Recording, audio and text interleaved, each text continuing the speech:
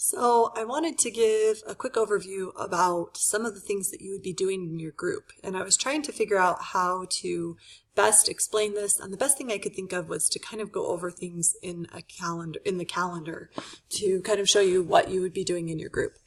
So this is the calendar that I've set up for the course because I find the one online kind of confusing and it helps me to be able to look at it all in one. I've attached this to, I believe, the lesson 2 notes. So if you like this calendar and it makes sense for you, go ahead and go there and you can even print it out. But I'm just going to go over it with you right here. So as you can see in lesson 1, you really have one discussion that's kind of your whole your assignments for lesson 1. In lesson 2 is when you start to have more things going on. So you have like the end of your perusal discussion here, and then you're starting your second perusal discussion here. You are supposed to start your own cognitive project number 1 here. You can find instructions for that in those, in the resources folder under those descriptions. Syllabus, quiz, getting to know you. And then your individual exam number 1 will be due by Saturday of lesson 1, Saturday at 11 o'clock p.m. Mountain Standard Time. And that's going to be consistent throughout the course. And then you'll have your weekly report. And every week I have on here that you're supposed to work on your annotated bibliography. And that's because you're going to just start looking up those articles and just kind of getting familiar with it. Although you'll work more with your group on that kind of on your own time throughout the semester. So that's kind of on here every week. So lesson 2, I believe, is also where you'll sign up for a group. You'll start enrolling into groups. So this is where you're going to want to start connecting with people in your group, and you're going to want to start setting up some meeting times to talk with your group. Because by lesson 3, you're going to want to kind of have your group being in communication. You're going to need to have a group Google Drive that you will make sure that you send that link to me and you'll kind of organize together. And that's where you're going to be doing some of your group work together. So what are you going to be doing on that Google Drive? Well, every time you have a cognitive project where it says share the cognitive project, you're going to want to upload your rough draft into that shared drive, and then you're going to want to give each other feedback. So it's kind of like a writer's workshop, only on that Google Drive. And then the next week when it's due, you'll turn that into iLearn, but you will have gotten feedback from your other classmates to improve that paper. So you're going to want to make sure that you upload that project. So it kind of goes in a pattern. You start it, you upload it to your drive, and then you turn it in. You start your next one, upload it to the drive, then you turn it in. So you can kind of see how that pattern works. Now I know that it's tempting to not actually upload that to your drive, but I will tell you that last semester we actually had a plagiarism issue. Where it was unclear who had written a paper, and I was in an awkward position of possibly needing to report some people to the Honor Code office and having some punitive measures taken. But because we were able to check that that drive, that Google Drive, and we could see that students had uploaded their papers on time and to the group, it became clear that it really was just an error that a student had made and they really hadn't meant to plagiarize. And the whole thing was able to be resolved in a very positive manner. So as a safeguard for you, I would recommend doing it because it really helped that situation out. So anyway, just a, side story to kind of help maybe spur some motivation to make sure you're doing that. Okay, so that's one thing you're going to be doing every few weeks in that drive. Another thing that you're going to be doing as a group is working on this annotated bibliography and group presentation assignment.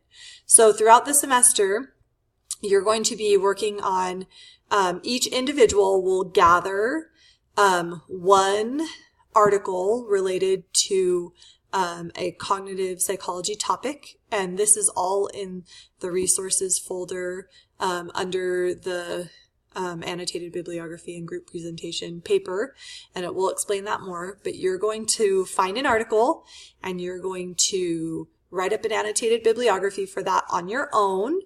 And then you will turn in a rough draft of that in lesson 5. And then you will turn in your final copy of that in lesson 9. So that's all kind of individual.